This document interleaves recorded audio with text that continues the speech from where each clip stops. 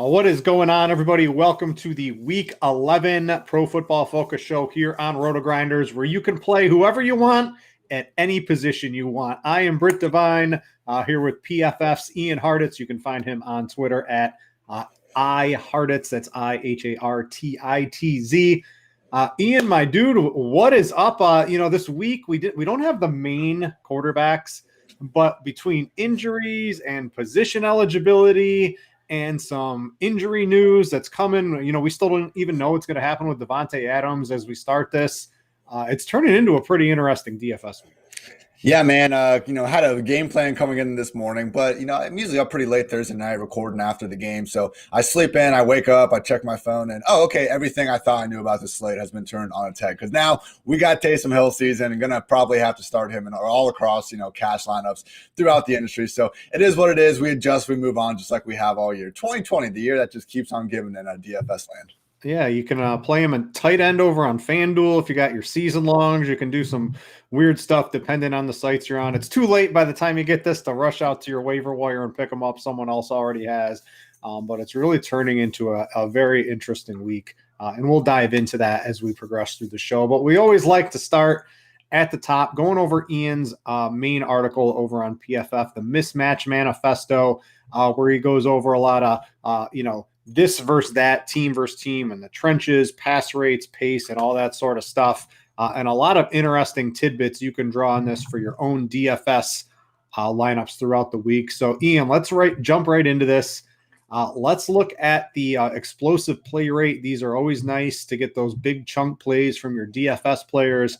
What can we look at this week? Any particular games that stand out? Yeah, just so people know, I'm taking the offense's explosive pass play rate and then adding the defenses as well. So instead of, saying, okay, we got the number 3 ranked offense versus number 25th ranked defense, one-way metrics all the way around. So what this is telling us is that Kirk Cousins is set up to absolutely smash against his Cowboys defense. Will he have the volume? That's kind of the only question. I think we have to answer, but, definitely should be able to make it. So big days for Adam Thielen, Justin Jefferson alike, as long as they, have at least somewhat of a chance to, clear 5 targets or so. Also seeing Patrick Mahomes, Deshaun Watson, and Justin Herbert popping, man. Herbert's the one particularly where we got a Jets defense that has already been pretty rough, but now we look at some of the injuries and things that they're dealing with. It's probably going to be a lesser version of already one of the worst defenses in the league. On the other side of the coin, we got Carson Wentz, Joe Flacco, Joe Burrow, Lamar Jackson, and Tom Brady could somewhat struggle. Look, man, this was the chart last week that kind of took us to, being willing to take a chance on the Rams defense because Russell Wilson was popping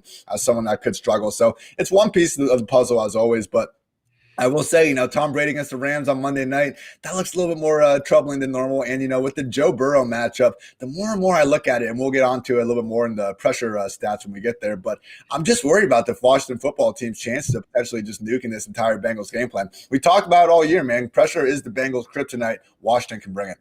Yeah, so you can take a look at this and everything else we're going to discuss over at Pro Football Focus. You do need the Edge subscription to get that. But lots of good articles that Ian puts out, along with just a plethora of just about any statistic you would want to find over there. Let's go down to pace. Getting a lot of plays in a game is something that's extremely important for DFS. What is standing out on the pace matchups this week? Yeah, had the Cardinals, Seahawks, track meet already go on Thursday night. So now that leaves us with the Cowboys and Vikings as the fastest pace game. We saw the Cowboys start to kind of take their foot off the gas, try some different things after Dalton got hurt. But I think with him back there, for better and for worse, they truly do seem to believe that, they can kind of run their Dak Prescott version of their offense with Andy Dalton. To me, this is more a positive for the Vikings than anyone on the Cowboys, like the fact that we could see more volume than usual for this passing game purely because of there being a higher chance for overall plays run. I think that's a little bit more enticing than going too much back the well with this Cowboys team. Because remember, we've seen this offense with Dalton already. With this offensive line they currently have, it's impossible for pretty much anyone to make too much happen there. On the other side, we got the Lions and Panthers, as well as the Dolphins and Broncos really standing out as some of the slower pace matchups. The Dolphins-Broncos one, man, particularly, both of us on here, we like to bet the overs. Like, why are we wasting our time with the unders usually? But that Dolphins-Broncos game is the one that kind of sticks out to me. Like, I just don't know how we're going to be getting a bunch of points scored. Drew Lock's already banged up. Tua's going across the country. He hasn't been asked to do much already. It's always tough because maybe the Miami and Broncos defense, like, they find a way to score points and all that. But I just don't really see too many total yards being put up by either offense in that one. You're forgetting the Miami defense scores 2 touchdowns every single Exactly. day. You're forgetting that. And you know what? Minnesota, that just means more Dalvin Cook run plays, if you ask me. I don't know about the passing game. We'll talk about that as we progress through the show here. What else do you want to look at here? We can look at pressure. Pressure is always something good. That's yards before contact. Let me scroll back up here. You wanted to talk about the Washington defense here. They're really good. And Cincinnati obviously struggles here. That looks like it could be troublesome for Cincinnati. I've got a different play on that on the offensive side for Washington for tournaments that I'll talk about in a little bit here. But what are you seeing in the trenches? Good for defense, bad for quarterbacks. Yeah, look, the Steelers they're setting the PFF record right now for pressure rate in a single season. So Jake Luton, good luck, man. I think James Robinson will get his, but otherwise I'm staying away from that Jacksonville offense. Also Joe Flacco against the Chargers, not looking good. And also Drew Lock against the Dolphins. So those are kind of the matchups we should particularly expect to be tough, in terms of just having time to throw. On the other side of things, we got Aaron Rodgers, Phillip Rivers, and Ben Roethlisberger standing out as guys that should have plenty of time to throw. Now, we see with this, pressure is partly a QB stat, partly an offensive line stat. I mean, it's not like, the Packers or Colts or even the Steelers necessarily boast just the league's far and away best offensive line in pass blocking. These are veteran quarterbacks that know how to get the ball out quickly, know how to take what the defense gives them. So that's kind of why, man, I'm confused why the Colts are as big of they're not huge favorites. I think they're 2-point favorites right now. But even without Devontae Adams, man, I think Aaron Rodgers is going to be able to move the ball against this defense. And even if it's not, to their usual high standard, I don't know that we can expect the Colts to really have all that much more success than the Packers. So that's an interesting game. I think we'll talk about a little bit more when we get to our best bets. Let's go down just a little bit and talk about yards before contact. These are the trench battles. This is the Dalvin Cook play of the week for sure, in my opinion. Just stands out about as good as it can possibly get here. What else is interesting? It looks like New England. There's a couple ways you can play that game, in my opinion, from the run game. And then maybe what are a couple run games we want to avoid this week? Yeah, and just so everyone knows, I did take it, for only running back. So, sometimes he's getting inflated. The Giants have like the 10th or 11th best offensive line. If you also include the Daniel Jones run, so I had to do something to try to even that out. But Patriots, yeah, man, it's Damian Harris has looked good, but truly the offensive line is just playing, big boy, just physical football lately. So I think we're seeing that kind of mix, and it's worked out so well. So we need to keep an eye on Sony Michel. He's been practicing, but because he's still on the IR, we don't have the daily updates. So if he gets activated on Saturday, that's problematic. But otherwise, we can fire up, Damian Harris as a legit top 20 option at the position. I think a preferred DFS start. And then also, Dalvin Cook week for sure. Cowboys are on the most yards before contact per rush this season. Also seeing Miles Sanders pop, man, and we'll see what the projected ownership ends up being for him, because no Myles Garrett now in Cleveland. Could be Miles Sanders week. It's another game in Cleveland where it's not going to be ideal weather. I don't think we have as much wind concern as in past weeks, but could certainly still be, a muddy, rainy game out there. And that would seemingly lend itself to more success on the ground. We also have the Falcons popping off as a team that shouldn't have much success. But you know what? Todd Gurley is seemingly just going to be getting 30 to 40 rushing yards and multiple touchdowns per week. So we'll see if he can keep up that sort of touchdown pace. But either way, shouldn't have too much consistent success on the ground. And then finally, the Panthers just aren't looking all that good against the Lions. It's been a situation with Mike Davis where I think it's been a little bit fluky in kind of his just down weeks, but still not the best matchup for him to get back on track necessarily. Yeah, and it looks like Teddy Bridgewater, he was looking pretty iffy to play. There's some practice reports are coming live right as we're doing the show. They're not giving out hope. He's out there moving around at practice today. We'll see if he plays. Devontae Adams back at practice on Friday. That's a big plus for the Packers. One of the bets I have this week as well. I need him to play for that to count on there. So as any injury news, I wanted to see both of those guys on the field. It looks like they both are going to be there. All right, let's finish this up. Anything else you really want to talk about? EPA, anything else really standing out in your manifesto? Yeah, last thing with the EPA, we've talked about this throughout the year. We're betting the over for 2 positive teams. Has been pretty solid overall, 35, 29, and 2 on the season. And, the one week that killed us, it was like 1 and 7, was pretty much just that weather week where clearly you shouldn't be betting the overs, when we can't kind of put 25 mile per hour winds into the equation. So again, like everything in this, need to take it as a bit of a grain of salt. It's one piece of the puzzle. But with that said, I think Patriots, Texans, Texans, Falcons, Saints, and depending on Teddy Bridgewater's status, Lions, Panthers stand out as the games I'd be most willing to bet the overs in. So particularly, I mean, that Patriots-Texans game, like I get it. The Patriots passing game has looked kind of up and down throughout the year, but you look at these past 2-3 weeks specifically, they have had a lot more success. And, I'd be shocked if we see Deshaun Watson only lead this offense to 7 points again. So Patriots defense, I think we're still giving them a little too much credit. They've allowed the highest rate of explosive pass plays against this year, not having Stephon Gilmore, having all those front seven COVID opt-outs. They just haven't gelled yet. So I think Cam Newton and Deshaun Watson could be putting up a lot of points this week. All right. If you want to check this out and anything else over at PFF, go get yourself an Edge subscription and you can get access to that over on PFF. Let's get to the bets. I always like to talk about those, but actually before I get to those, I want to remind everybody the FanDuel single entry series, it's going on over there. One entry, level playing field, 3 different buy-ins, $5, $33, and $100. It is running week 6 through 13, but even if you haven't played it the entire way, 1, it's just a single entry contest anyway. That's pretty good on FanDuel. And 2, if you have played it either once or twice, there is a 6-man final, takes your top 4 combined scores from week 6 to 13. So if you've played it once or twice, don't feel like you don't have a chance. You can still get in there and maybe advance to the final if you put up a couple of good weeks at the end here. So make sure to go check that out over on FanDuel. All right, let's go to our bets of the week. Last week, I didn't like the line, so I went with the overs club. I went 1 and 2. I'm looking to bounce back this week. I'm back on basically my tried and true, and that's picking some teams against the spread. My first one is Miami. I know you poo-pooed Tua not, having to go east to west, but newsflash, the Broncos suck and the Dolphins are pretty good. I got this at 3, I believe, on Monday. It's up to 3.5 now. So I like getting that extra hat, landing right on the 3. That means a lot to me in the betting world to see it move to 3.5, but I still think that's pretty bettable. Drew Lock has some ribs. That Broncos defense got absolutely thrashed by the run game of the Raiders last week. I think they're probably one of the worst teams in the league, and Miami is certainly a top half team in the league. I don't understand why this is just 3.5. Ian, what's your take on that game? I just see this as the Dolphins pretty much just cruising to victory here. Yeah, it's just how much longer can this defense kind of carry this team? Because Tua, he's 3-0. The guy's been asked to throw the ball more than 30 times in a game yet this season, and he's not really running the ball either. So really out of that offense, I don't think we've seen much to really hang our hat on over the past few weeks. So, when you're facing Drew Lock and the Broncos, I understand how this could be the matchup where the defense just, again, takes over. But I don't know, man. We were hesitant on Justin Herbert on the show last week just because he was traveling across the country, and it did seem like the week, if there was going to be one for a true rookie floor game, I just think, looking at going to Mile High, traveling, from Miami to Denver, and just, again, not really showing us all that much in terms of consistent efficiency so far. It's more of a stay away from me or bet the under. I hammered that 3, and I'm glad to see it go to 3.5. What's 1 or 2 bets you're looking at this week? I see you got the Lions. There's a lot up in the air in this game. Exactly. The Kenny Galladay news, I think, sort of hurts you a little bit.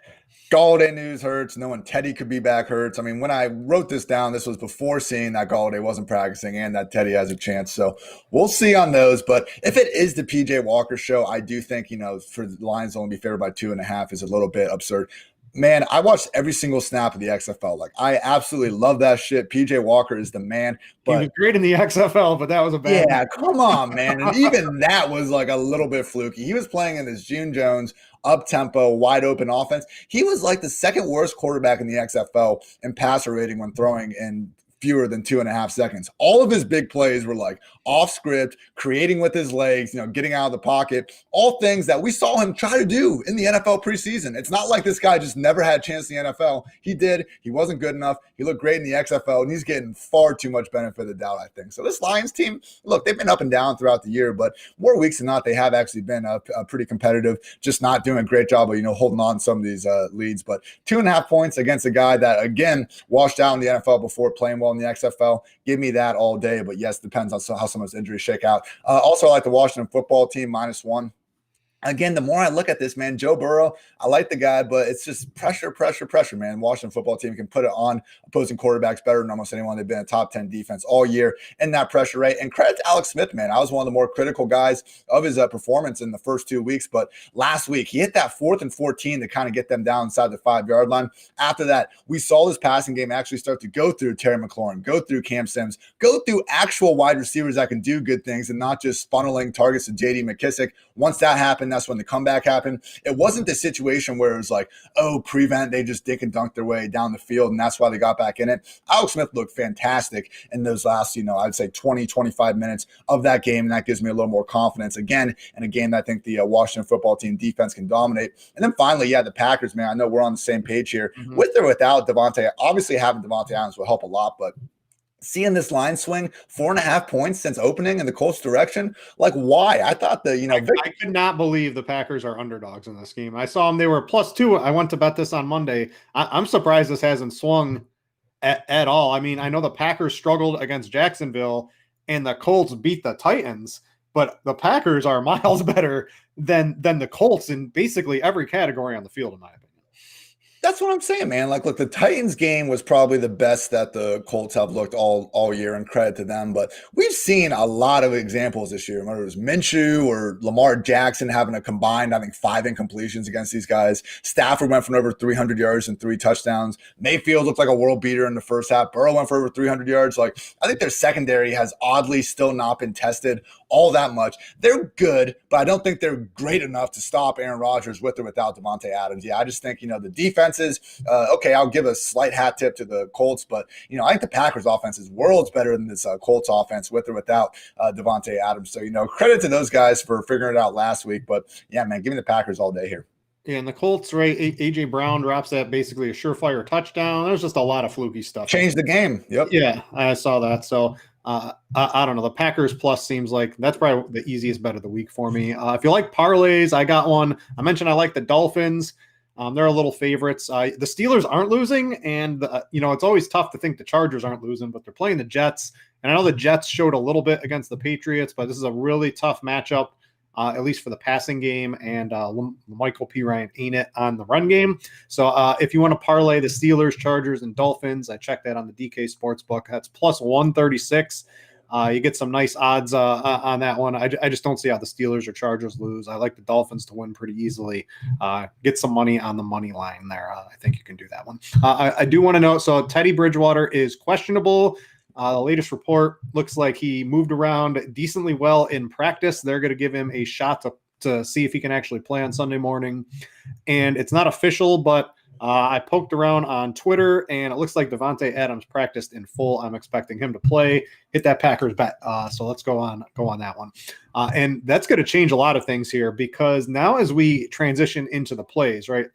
Let's talk. We were thinking we've got a cheap quarterback and we've got a cheap tight end on FanDuel. We've lost DeAndre Swift, who was by far and away going to be the highest owned running back of the week after his big performance. It looks like he's not going to play. So salary, where we're able to spend and where we're able to save has completely changed from basically 24 hours ago. So if you listen to something earlier in the week, you got to kind of change what you're doing here. And I just don't see, on FanDuel, I guess we'll first start on this. Taysom Hill at your tight end position. Super flex, right? We get to do that on FanDuel on the main slate. I'm happy about it. Superflex should be like DFS, fantasy, everything. This should be the standard. I'm glad we get to, try it out on FanDuel this week. Play Taysom Hill. But on DraftKings, he's 4,800. I was talking to Derek Carty. He updated the blitz right before the show. Taysom Hill has either the highest or the second highest projection at the quarterback position. He looks like, Cam Newton, a beefier Cam Newton in the run game. He's still going to be able to pass against Atlanta. How do you not play him at 4,800 now?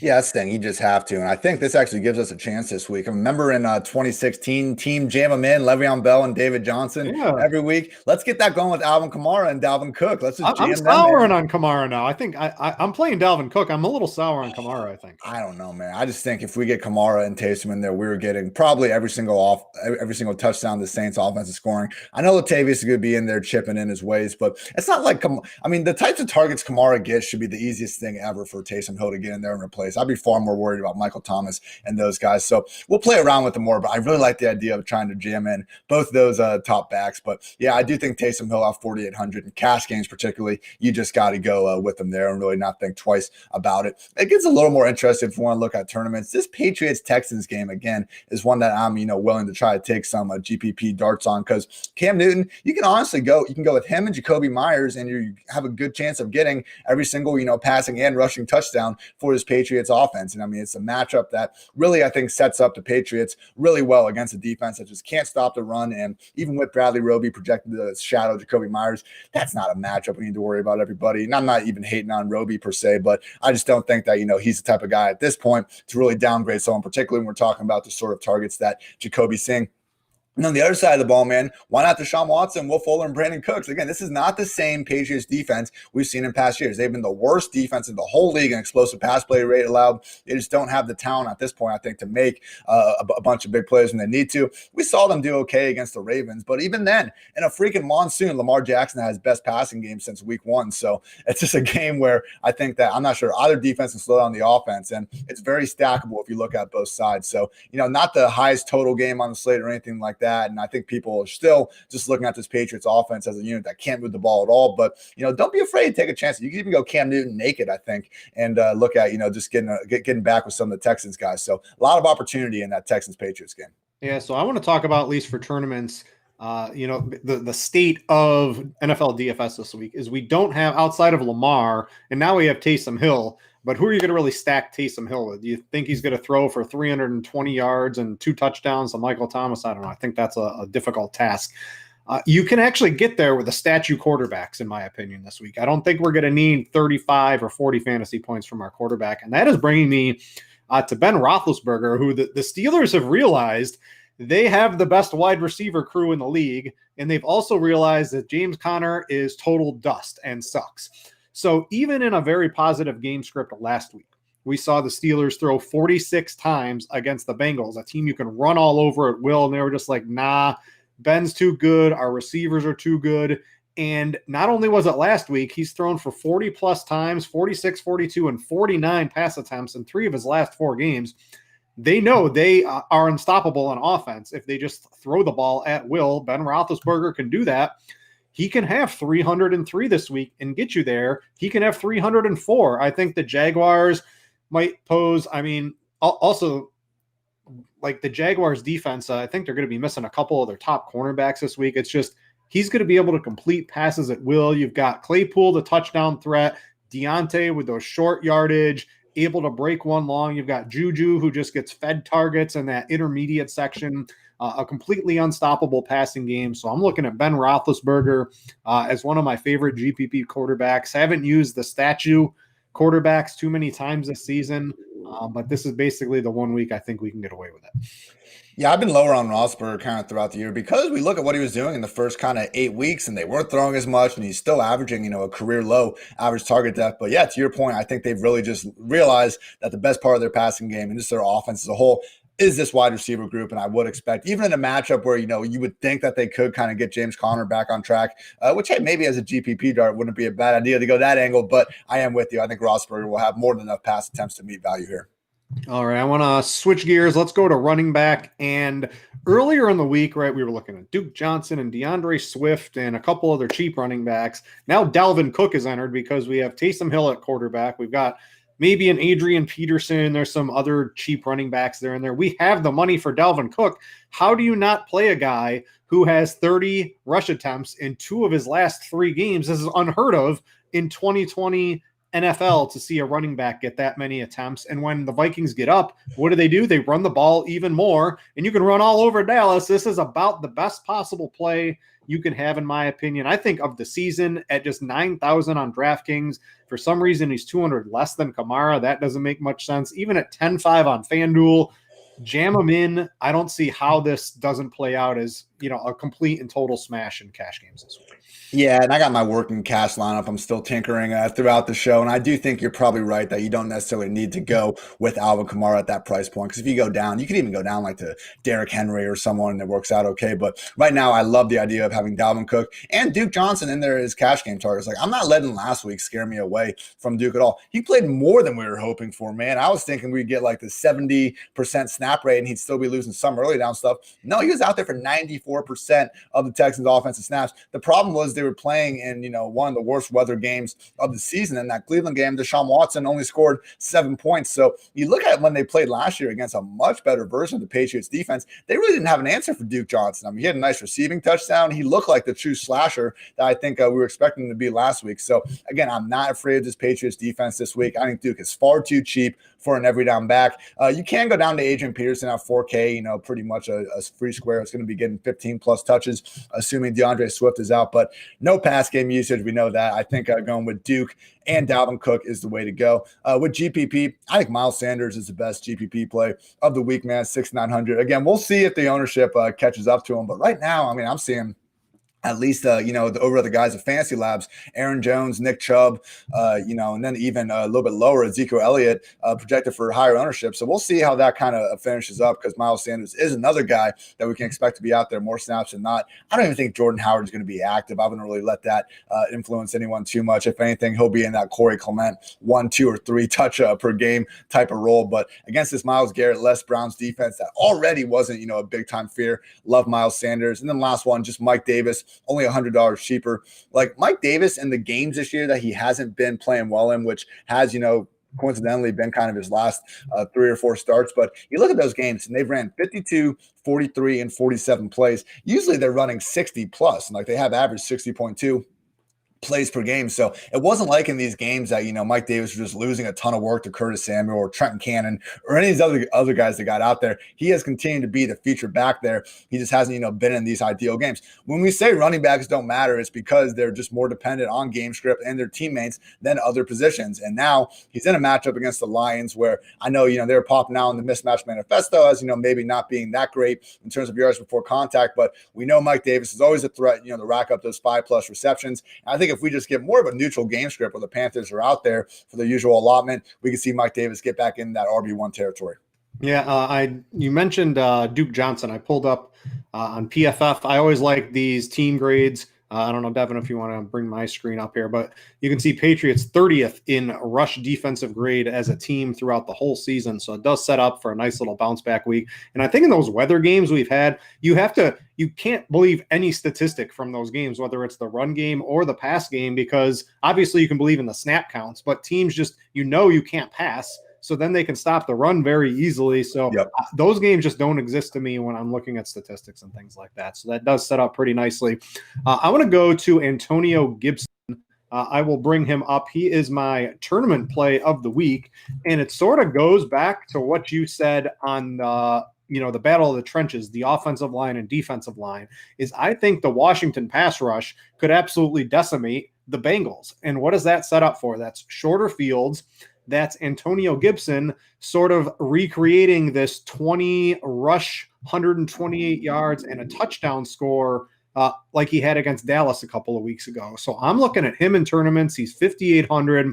We've got him around 10% owned on DraftKings. That's about as low as I really like to go for running backs. I'm not trying to find someone who doesn't really have much of a projected workload. I think he pairs very nicely with the Washington defense in tournaments as a correlative play.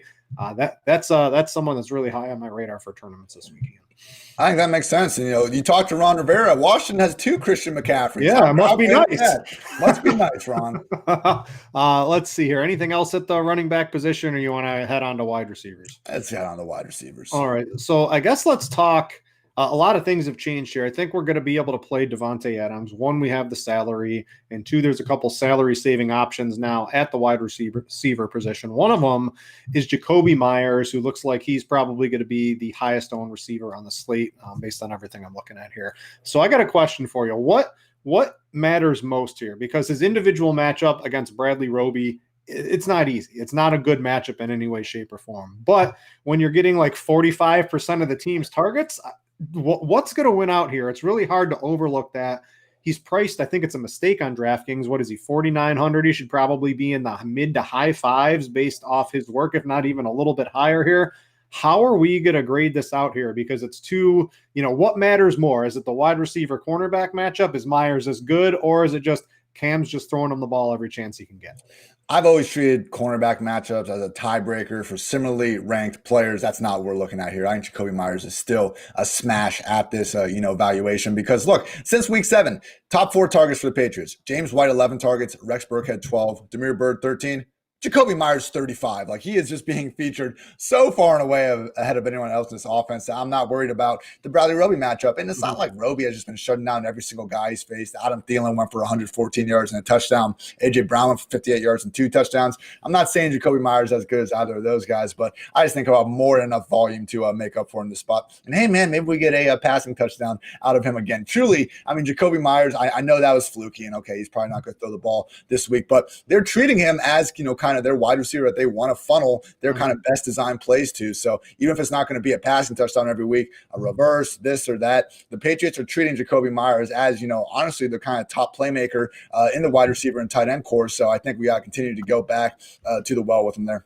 All right, let's talk a couple of cheapies. I got one, you got another. I'll let you go first, and then I'll throw my hand to the ring for a cheap wide receiver. I think Michael Gallup is an option, man, at 3,700. Like, if you just want to help open up even more room and try to get up to multiple of these high-priced guys, I think it makes sense. And look, he has been the featured, third guy with Andy Dalton under center. It's been Amari Cooper, 18 targets, CeeDee Lamb, 18, Zeke, 13, and then Michael Gallup in 4th place at 10. So not ideal, and I understand this Vikings defense has looked better. But look, Michael Gallup throughout this whole year, he plays outside receiver. He's got the highest average target depth on the Cowboys. Like, he's like just, kind of a lower expectation Marquise Brown. He's running all these deep routes. They're going to produce a lot of bust games, but at some point we will see a boom. It could happen this week. I don't think the Vikings, cornerbacks necessarily are able to keep up with any of these Cowboys wide receivers. Just a matter of Andy Dalton and company can get it going. So look, if it was normal expectations for Gallup, in the mid 5,000 range, like he was, for most of the early part of the year, no, we wouldn't be taking a chance because of all the,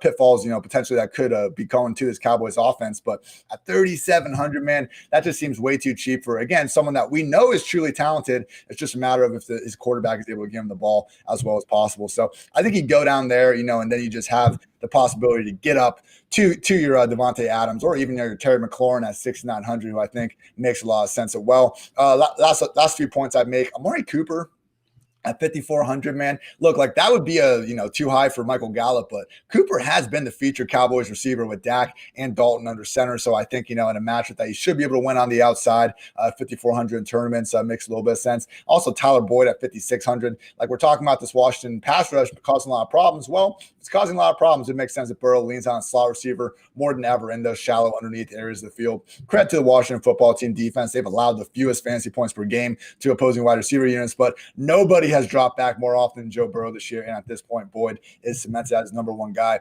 Last point I'll make, Mike Williams at 5,100, maybe my favorite wide receiver play of the week. I don't think anyone on this Jets defense can guard him. And again, setting up for just an absolute Justin Herbert smash bust. So Mike, Herbert, Keenan Allen, get them all in there. I think if we could see a just massive Chargers explosion. Yeah, and with the Taysom Hill at 4,800, Herbert was going to be one of the higher owned quarterbacks. He is certainly dropping down the scale in ownership when it all resets. So that'll be a nice little stack. I think Mims is going to be the guy everyone goes to if they're looking for a cheap receiver. He's 3,300. But you mentioned Gallup. Another guy I got out here is KJ Hamler.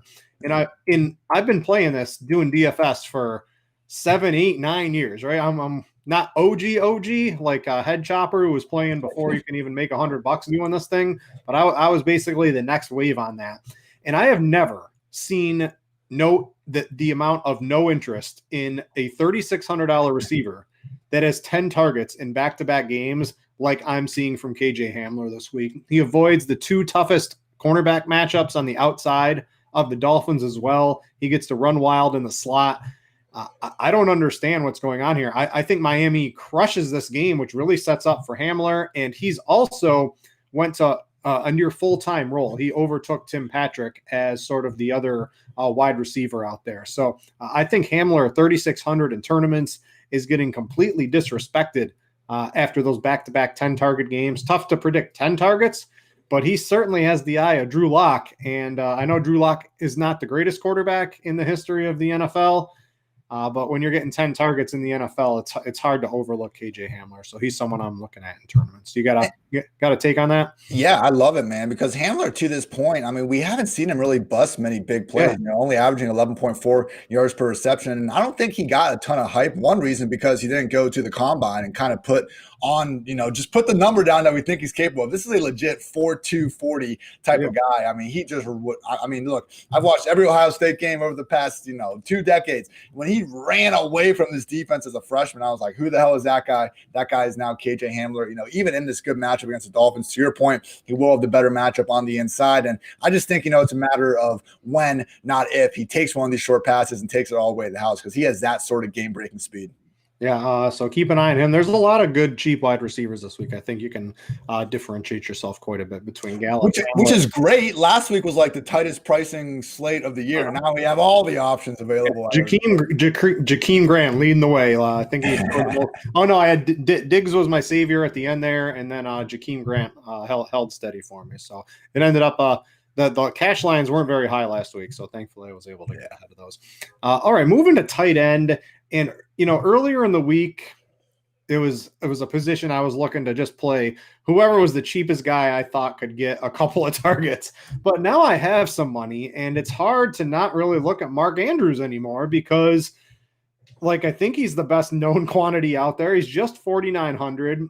We saw last week he popped back up to a season high in targets in 9 against the Patriots. We saw Tennessee. I mean, if the Colts are going to score a bunch of points against them, why can't Baltimore? I think Andrews is pretty interesting.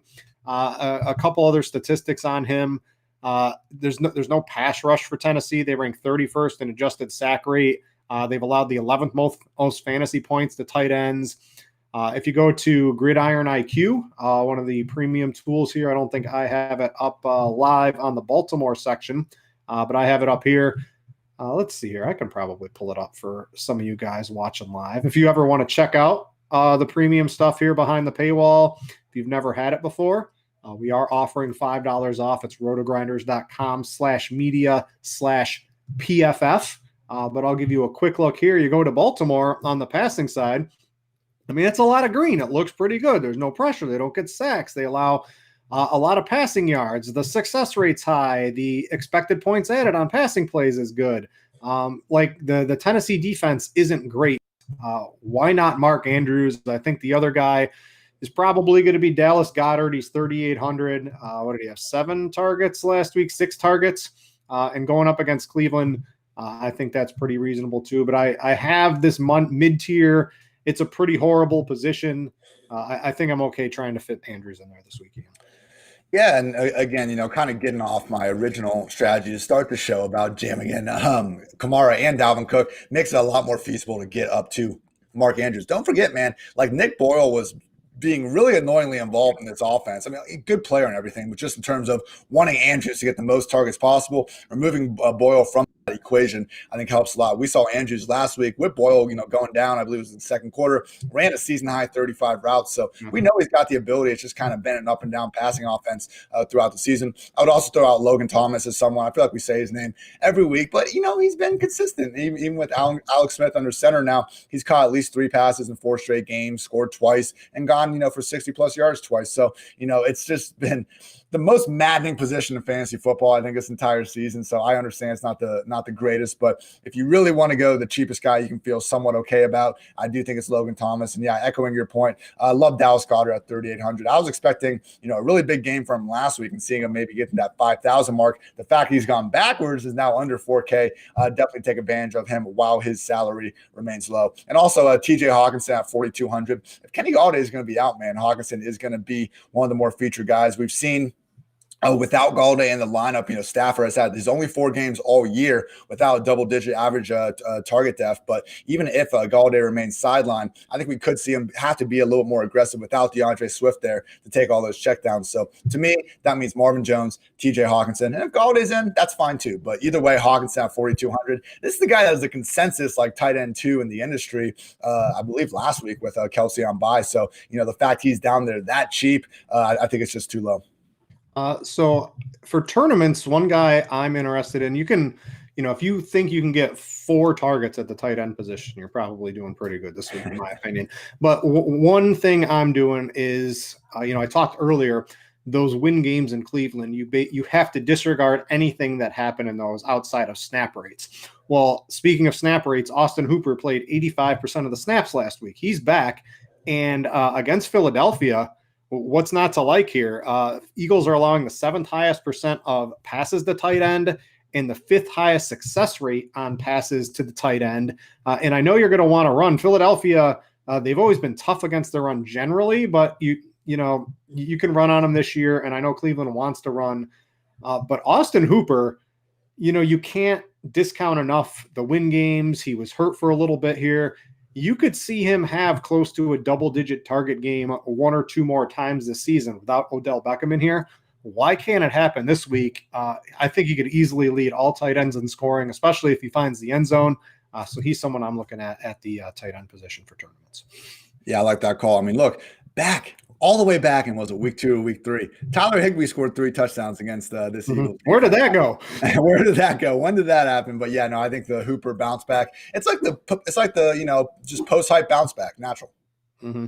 Let's see. Anything else you want to do in tournaments, or you want to round this out with some defenses? We can move on to defenses. I think the cheapest you can go is the Broncos at 2,400. They're home. Mentioned about Tua. Like, I think the way we see the Dolphins winning is their defense dominating. I don't think anyone is coming out here and saying the Dolphins offense, is something that we need to fear at all. Credit to Tua for playing some turnover-free ball so far, but it's easy to play turnover-free ball when you're up multiple scores pretty much the entire time. So Broncos 2,400 at Mile High, I think makes sense. The Vikings at 3,300. This is a defense that we were, happily targeting in the beginning of the year. But, Mike Zimmer, I think, has been one of the best overall defensive coaches for the better part of his coaching career. When you look at them since their bye, only 22 points allowed against the Packers, 20 against the Lions, and most recently 13 against the Bears. So, now they're moving out of the NFC North to the NFC East, which is even better for them. So I think, they have more than enough resources to make life difficult for Andy Dalton and company.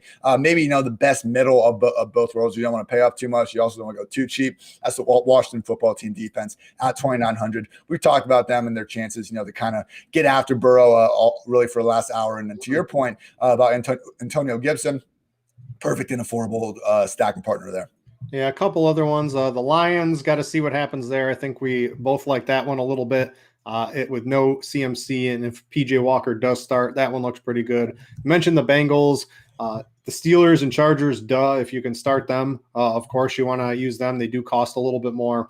I don't know. I'm not on the Broncos against Tua. They look like they're going to be pretty popular, but I would probably spend up to something like the Washington football team or try to get the Lions instead of. I just think the Broncos defense is so bad. Not something I'm all too interested this week. Hey, real quick, we just got news that Joe Mixon is ruled out. Mm-hmm. I think we're kind of expecting that, but we didn't talk about Giovanni Bernard at 5,500. Good GPP pivot off of Duke.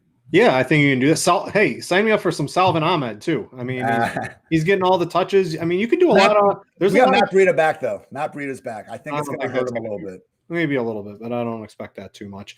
The thing I like with Mixon out, and that's what I was expecting, is Mixon runs the ball. Giovanni Bernard does not run the ball. So it's just more pass attempts, more shots for that Washington defense to get some sacks, in my opinion.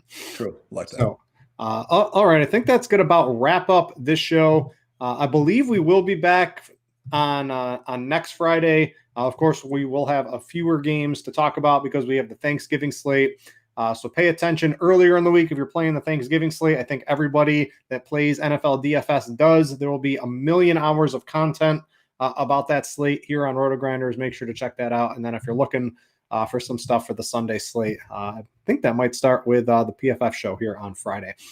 Ian, as always, a blast doing these shows with you. Excited to get into this week 11 slate, making some teams. Thanks to Ian for joining me. Thanks to everybody for watching and listening. With that said, we out you.